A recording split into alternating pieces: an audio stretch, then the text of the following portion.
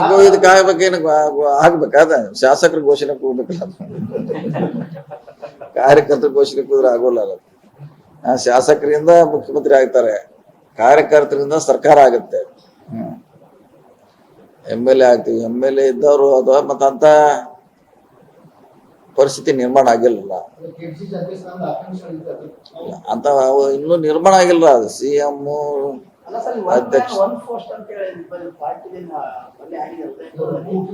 ವಿಚಾರವಾಗಿ DK ಶಿವಕುಮಾರ್ ಅವರನ್ನ ತೆಗೆದು ಬೇರೆಯವ್ರಿಗೆ ಕೊಡಬೇಕು ಅಥವಾ ಮಂತ್ರಿ ಎರಡನ್ನೂ ಬಿಡ್ಬೇಕಂತ ಹೇಳಿ ಚರ್ಚೆ ಆಗಿದೆ ಅಂತಕ್ಕಂಥದ್ದು ಆ ನಿಟ್ಟಿನಲ್ಲಿ ಚರ್ಚೆ ಆಗುತ್ತೆ. ಕೆಳಗಿಳಿಸಿದ್ರ ಏನಾದ್ರು ಕಂಟಿನ್ಯೂ ಆಗುತ್ತಲ್ಲ ನೋಡಿ. ಅದನ್ನೇ ಮತ್ತೆ ಹೇಳದ, ಅದು ಇಳಿಸೋದು ಬಿಡುದು ಹೈಕಮಾಂಡ್ ನಮ್ ಡೆಲ್ಲಿಯವ್ರು ಇಳಿಸ್ಬೇಕು. ನಮ್ ಕಡೆ ಏನದೆ ಇದು ಅಧಿಕಾರ ಏನಿಲ್ಲ.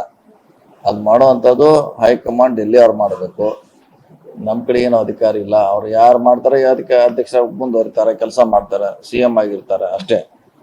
ನಮಗೂ ಅದಕ್ಕೂ ಸಂಬಂಧ ಇಲ್ಲ.